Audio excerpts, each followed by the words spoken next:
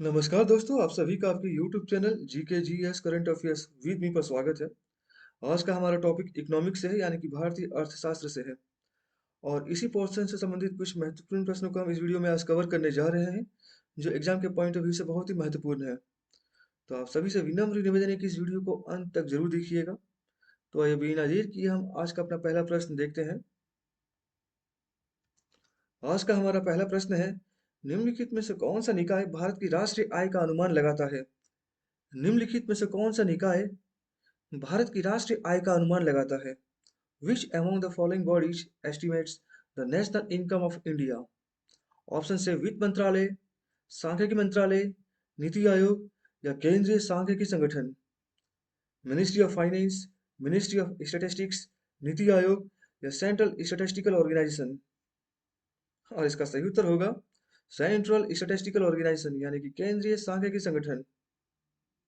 स्वतंत्रता से पहले राष्ट्रीय आय संख्या का अनुमान लगाने के लिए कोई स्वतंत्र निकाय नहीं था।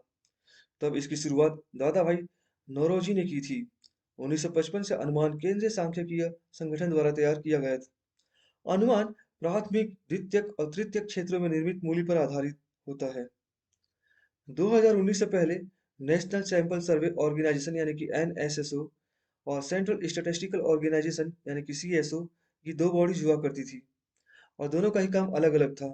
नेशनल सैंपल सर्वे ऑर्गेनाइजेशन यानी कि एनएसएसओ, जिसका काम था पॉवर्टी, अनएम्प्लॉयमेंट और सेंसस के डाटा को कलेक्ट करना, और सेंट्रल स्टैटिस्टिकल ऑर्गेनाइजेशन, जिसका काम नेशनल इनकम के डाटा को कलेक्ट करना था।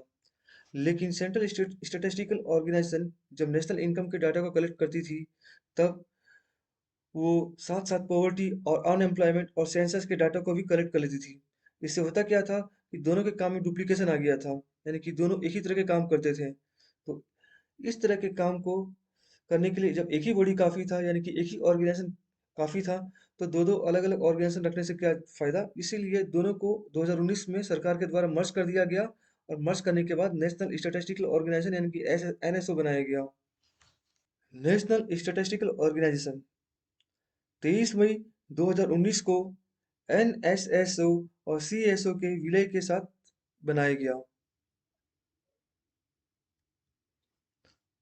हमारा अगला सवाल है, निम्नलिखित में से कौन सा टैक्स गरीबों पर अमीरों की तुलना में अधिक बोझ डालता है?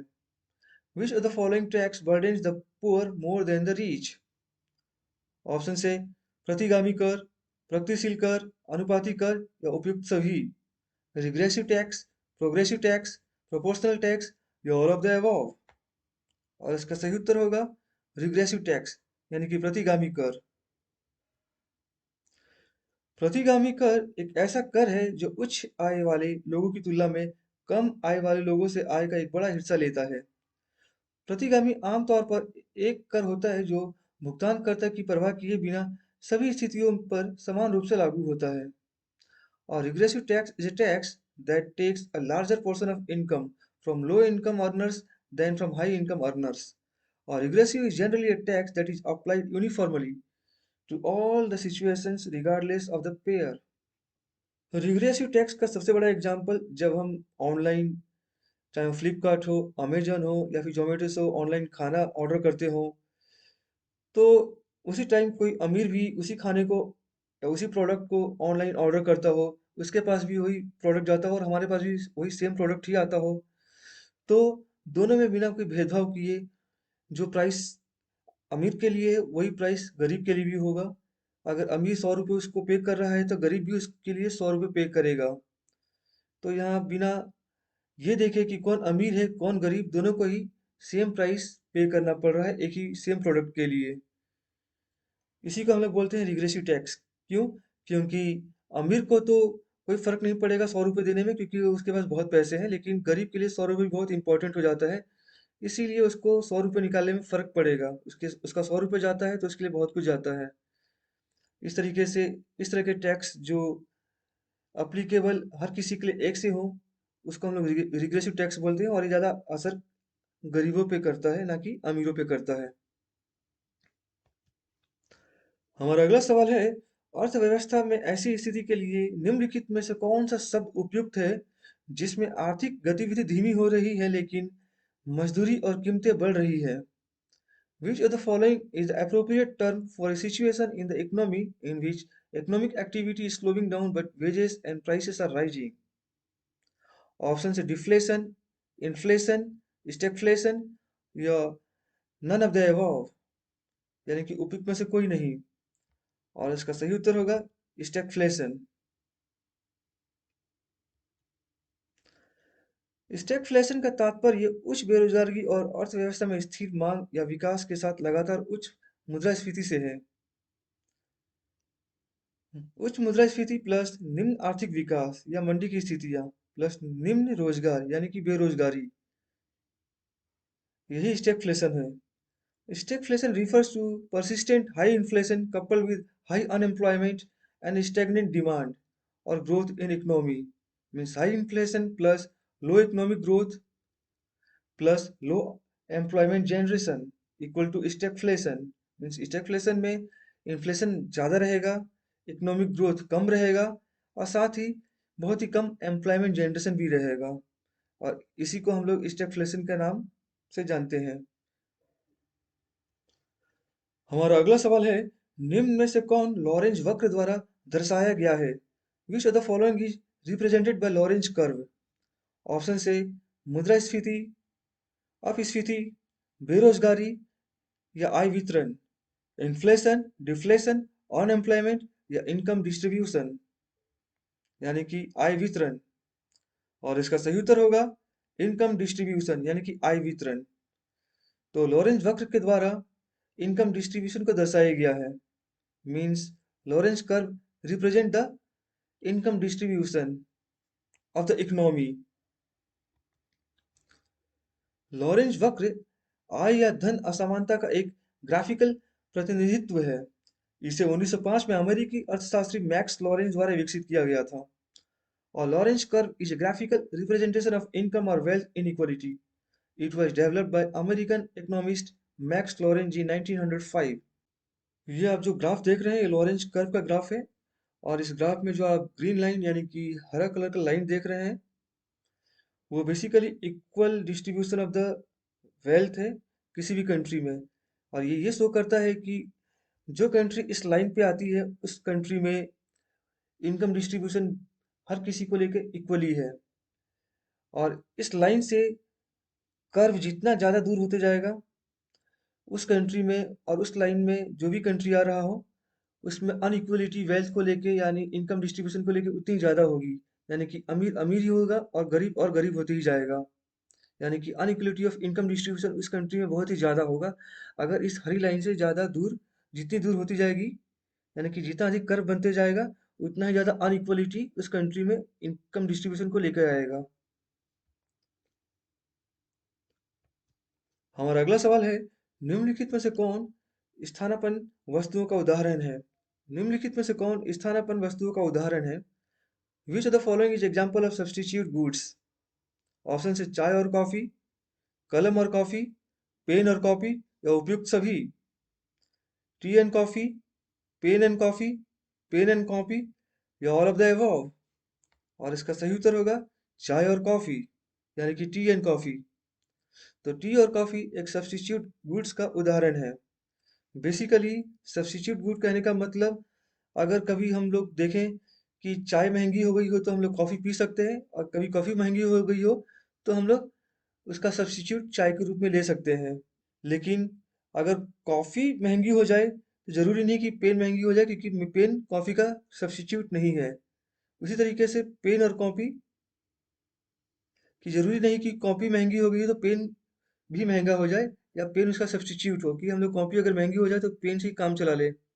लेकिन टी और कॉफ़ी के केस में हम लोग कर सकते हैं कि अगर चाय महंगी हो जाए तो हम लोग कॉफ़ी पी सकते हैं, कॉफ़ी महंगी हो जाए तो हम लोग यानी कि चाय का डिमांड ज़्यादा बढ़ जाएगा। उसी तरीके से जैसे कोक में अगर कोका कोला महंगा हो जाए तो हम लोग पेप्सी पी सकते हैं, अगर पेप्सी महंगी हो जाए तो हम लोग कोका कोला पी सकते हैं, यानी कि दोनों एक दूसरे के सब्स्टिट्यूट है।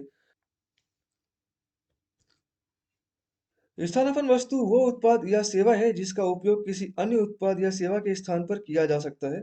स्थानापन्न वस्तु में समान उत्पाद हैं जो किसी अन्य वस्तु के समान उद्देश्य को पूरा करते हैं।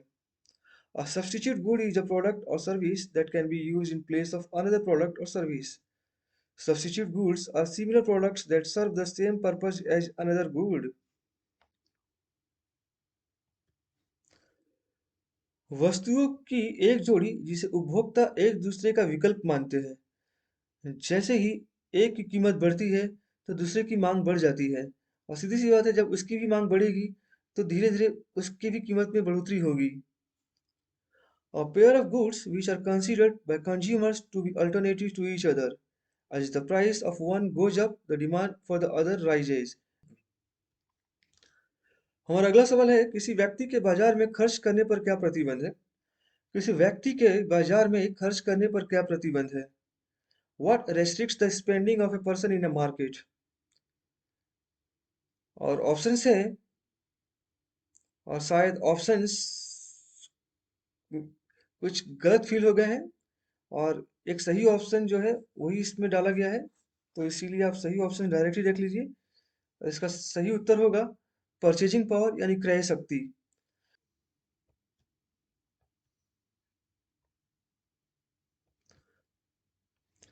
किसी व्यक्ति की क्रय शक्ति ही उसकी सीमित खर्च का कारण होती है।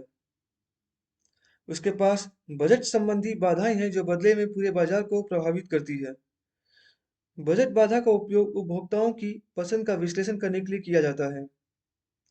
The purchasing power of a person is the reason for his limited spending. He has budget constraints, which in turn affect the market as a whole.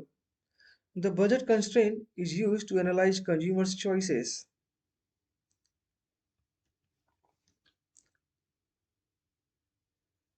हमारा अगला सवाल है, किसी व्यवसाय का बाजार में एकाधिकार कब होता है?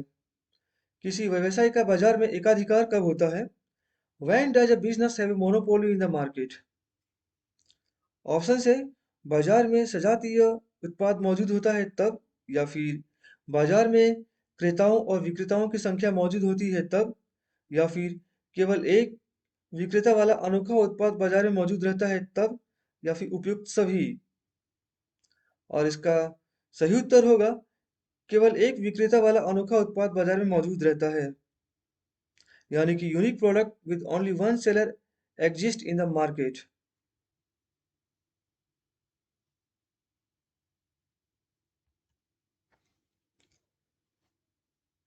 किसी व्यवसाय के लिए बाजार में एकाधिकार प्राप्त करने के लिए आवश्यक शर्तें।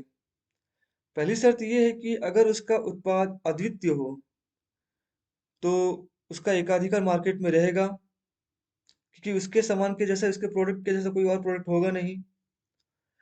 या फिर अगर मार्केट में अकेला वही एक विक्रेता हो किसी प्रोडक्ट के लिए तो भी उसी का एकाधिकार होगा। या फिर औरों के लिए कुछ बाधाएं हों उसको छोड़ के, तो अकेले ही वो बाजार में एकाधिकार करेगा। या फिर वो मूल्य निर्माता हो। The essential conditions for a business to have a monopoly in the market is what? Unique product, one seller, barriers to entry, firms or price makers. हमारा अगला सवाल है, आर्थिक दक्षता के लिए निम्नलिखित में से कौन सा सही है? आर्थिक दक्षता के लिए निम्नलिखित में से कौन सा सही है? Which of the following is correct for economic efficiency? Option से, आर्थिक संसाधनों का उचित और न्यायसंगत तरीके से वितरण, वस्तुओं के अधिकतम उत्पादन के लिए संसाधनों का अधिकतम उपयोग, वस्तुओं और सेवाओं के उत्पादन को अधिकतम करने के लिए संसाधनों का उपयोग, अर्थव्यवस्था में आर्थिक गतिविधियों में वृद्धि। Distribution of economic resources in fair and equitable manner, maximum usage of resources for maximum production of goods, use of resources to maximize the production of goods and services, increase in economic activity in economy। और इसका सही उत्तर होगा वस्तुओं के अधिकतम उत्पादन के लिए संसाधनों का अधिकतम उपयोग, यानी कि maximum usage of resources for maximum production of goods. और एफिशिएंसी बेसिकली वो होता है कि हम कम रिसोर्स में अच्छा रिजल्ट दें। रिसोर्स भले ही कम हो लेकिन रिजल्ट हमारा उस कम रिसोर्स में ही, या जो भी रिसोर्स हमारे पास हो उसके थ्रू हम एक अच्छा रिजल्ट दे सके, इसी को हम एफिशिएंसी बोलते हैं। हमारा अगला सवाल है, कौन सा संगठन असंगठित क्षेत्र के लिए डाटा एकत्र करता है?